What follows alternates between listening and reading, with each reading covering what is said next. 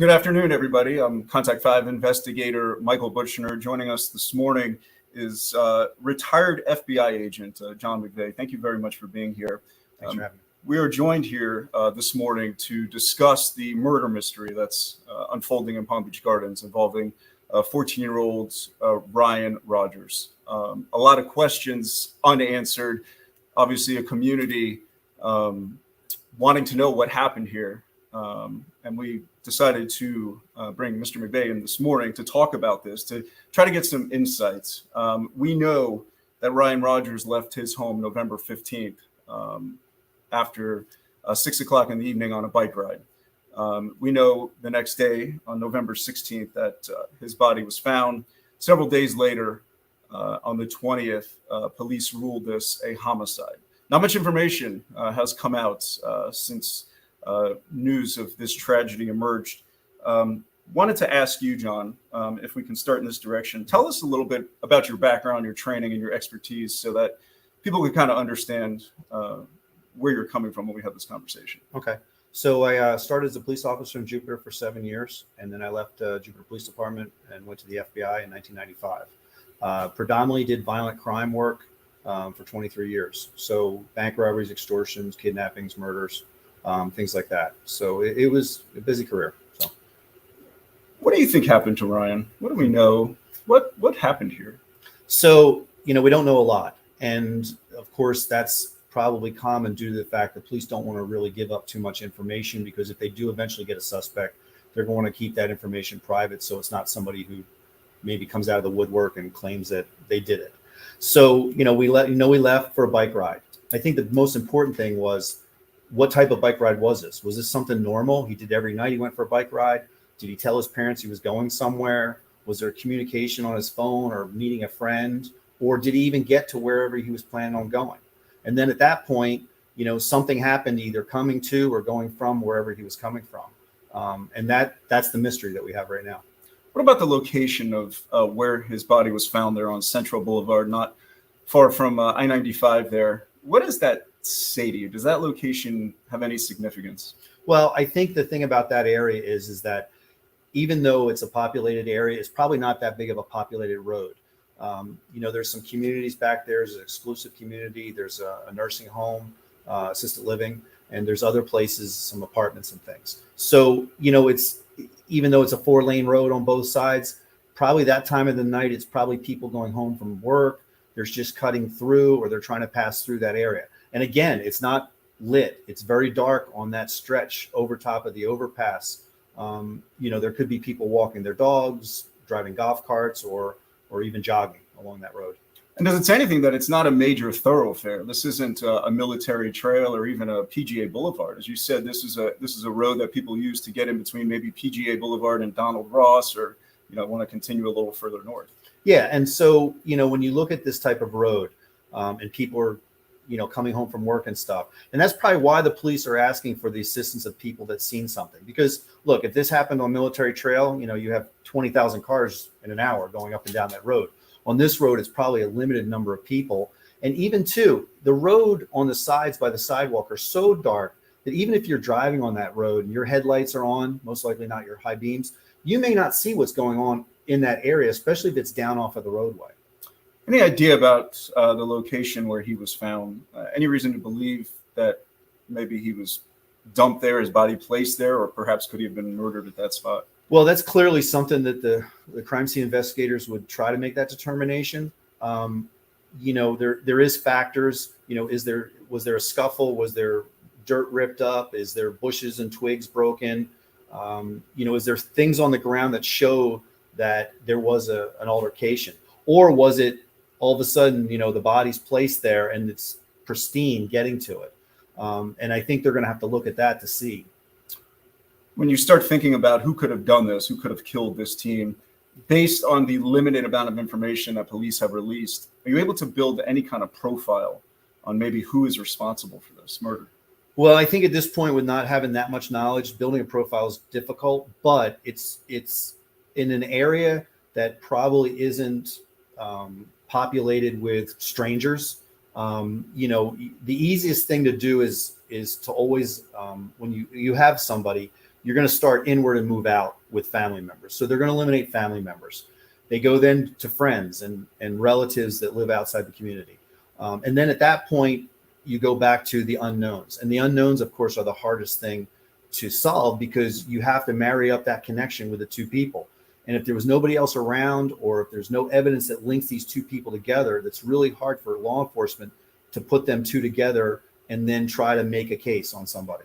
Is there a chance that this killer was on foot? Any reason to believe they could have been on foot, or they could have been in a vehicle, or walked out of a vehicle? Well, it's probably both. I mean, you could have had somebody that was jogging on the road with got an altercation with Ryan, and they just freaked out, or maybe somebody walking their dog, or on a golf cart, or something else along that road. But more than likely, it's probably somebody passing through in a car. You kind of hope that it's they're able to track this down, because when you have such limited evidence, it's going to be so hard for law enforcement to put this together. So it could have been an altercation, and it might not have been where it happened. I remember hearing when it first came out, a lot of people suspected it was a hit and run and everything like this.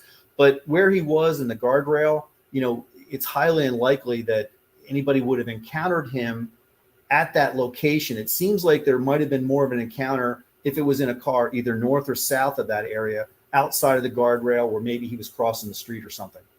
I think big question a lot of people have is, it's been 2 weeks. We have a teenager who was murdered here. Correct. Still no arrest. The clock's ticking. What is taking so long?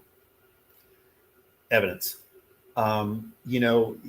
Everybody goes back to DNA and fingerprints and things like that. You have an outside scene, most likely, unless they've touched the bicycle, you might have fingerprints. DNA on somebody. We don't know if there was any weapons used or if they were found. They're going to do DNA on those tests, and even on the body and the clothing, they could do DNA if there was an altercation. But then again, the problem is going to be is if this is somebody who has had previous contact with law enforcement, whose DNA is in the database, you could get a DNA profile on somebody and not be able to link it to somebody, and now you've got a problem. Can you kind of give us a kind of a look into what investigators could be doing? We're 2 weeks out. What could they be doing today? What kind of work is going on? So clearly they're going through his phone. I know that from reports was that he had his phone with him. So they're downloading the phone. They're looking for any contacts. They're going back, probably interviewing everybody that he's spoken to in the last week or so on his phone. They may be looking at cell towers and downloading cell towers to determine who was in the area, who was on the phone. They could be using license plate readers to check who's driving through. Not always, but a lot of times in situations, someone may come back to the scene of the crime, either for sadistic reasons or maybe sympathy, or they feel bad about it. So they may come back through. They're going to be interviewing people along those apartments and in the assisted living places, and even the other places down the street. It took police a couple of days to come out and to say that this was indeed a homicide. The body was found on the 16th. On the 20th, they ruled this a homicide. What do you think could have taken that long for that to happen? Well, it could have been two things. One is they could have known it was a homicide initially, and they didn't want to put it out there because maybe they do have some evidence, or they have something they're trying to work on to establish a suspect. Or the other possibility is that maybe they thought initially, and I know there was reports that he supposedly had fallen and died. At least that's where some of the reports came out, even from, I think, the family members. So, maybe later on at the autopsy, the medical examiner, they made determinations from injuries or wounds or things that they found on the body that this couldn't have been caused by a bicycle accident or being hit by a car. Could they have lost crucial time in the investigation, though? We're talking, again, about 4 days later where they come out and rule this a homicide.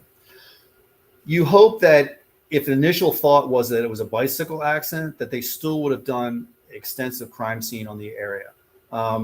If they knew from the beginning it was a homicide, then I don't think we lost crucial time, because they would have processed the scene, and I know they were there for hours.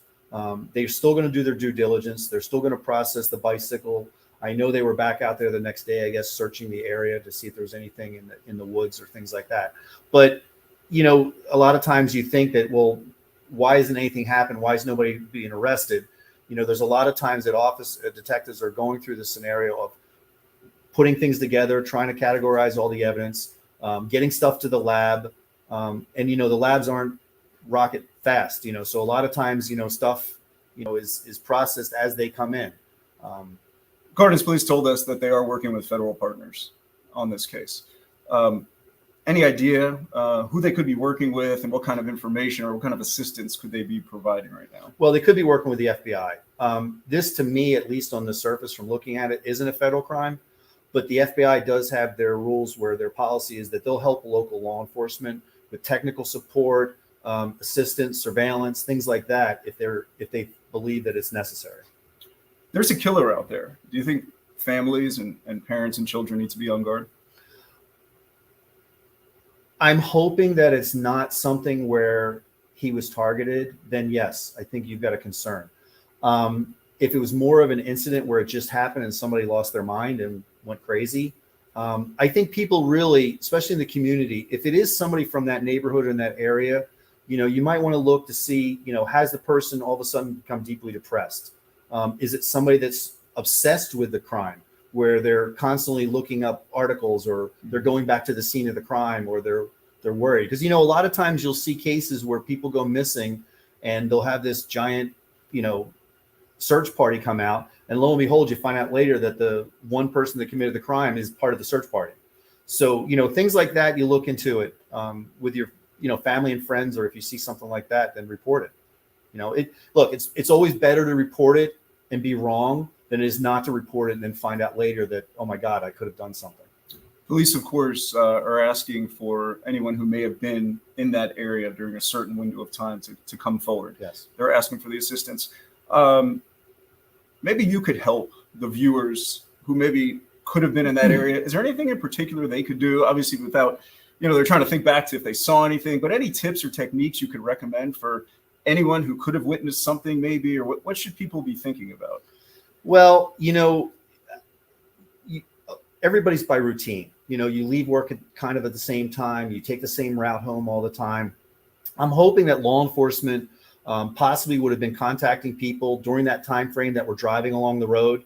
I know in past cases we've done stuff where we've set up roadblocks. So you interview people as they come to see if they've seen anything.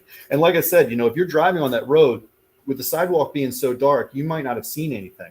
But, maybe somebody that jogs there every day says, oh, well, I remember, Billy something walks his dog every day and I haven't seen him recently. Or I've seen somebody on a golf cart and I haven't seen him recently. It's always better to then tell law enforcement and let them narrow it down to see, well, maybe the person's just out of town for the holidays. Right. So those type of things that you're looking for. And again, anything that you would have seen with an altercation with him and the bicyclist or a car or whatever. We're in communication with police on a daily basis, multiple times a day, trying to get new information.